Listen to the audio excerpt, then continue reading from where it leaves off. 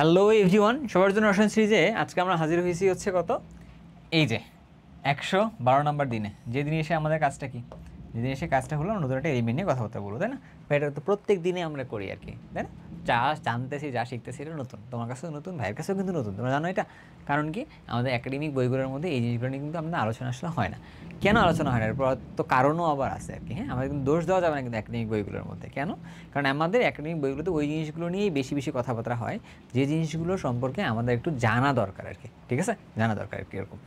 আচ্ছা চলো আমরা দেখি, এই জিনিসগুলো না জানলে যে খুব ক্ষতি হবে তোমার একাডেমিকে 9, 10 বা ইন্টারমিডিয়েট পর্যায়ে, এমন কিন্তু ব্যাপারটা না আর কি। বাট এটা পরবর্তীতে বুঝতে পারবা যে কেন বই থেকে আসলে না কন্টিনিউ করা হয় না আর কি। এটা 1996-এ এটা আবিষ্কার করা হয়েছে, দেন 2009 সালে এটা নাম দেওয়া হয়েছে, 2010 সালে এসে নামটাকে অনুমোদন দেওয়া হয়েছে। নামটা কি আসলে? কোপারনিসিয়াম।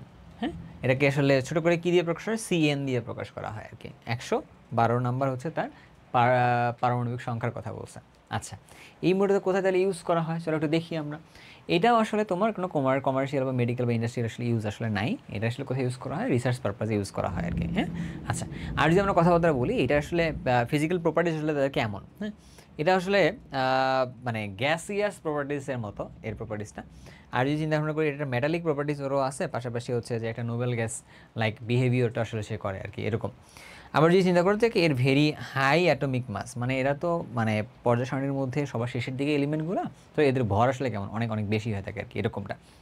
আচ্ছা, এটা তাহলে কেমন তৈরি করা হয়? এই এলিমেন্টগুলো আসলে মানুষ যখন তৈরি করছে তখন কি লেড আর হচ্ছে যে জিঙ্ক, এটা ডেফিনেটলি এই ভরগুলো দিয়েই হইতে হবে আর কি। এই ভরের যে নিউক্লিয়াসগুলো হয়, এই নিউক্লিয়াসগুলোকে দিয়ে বা এই ভরের যে আইসোটোপগুলো হয়, এইগুলোকে মিক্সড করে, এই লেড আর জিঙ্ক এই দুটোকে মিক্সড করলে এই কোপারনিসিয়ামটা তৈরি হয় আর কি। বুঝতে পারছো? পাশাপাশি এখান থেকে নিউট্রন তৈরি হয়। এটা কিন্তু হচ্ছে আমাদের সেই নিউক্লিয়ার রিয়াকশনটা আর কি। কথা ক্লিয়ার? ওকে।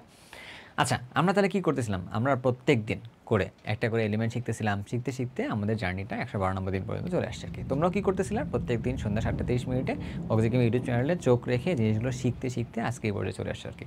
সো দুই দিক থেকে আমরা শিখেছি, জেনেছি, কন্টিনিউ করতেছি আর কি।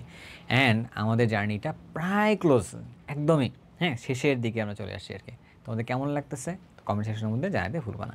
তো সবাই ভালো থাকো, সুস্থ থাকো, ইনশাআল্লাহ দেখা হবে আগামী ভিডিওতে। আল্লাহ হাফেজ।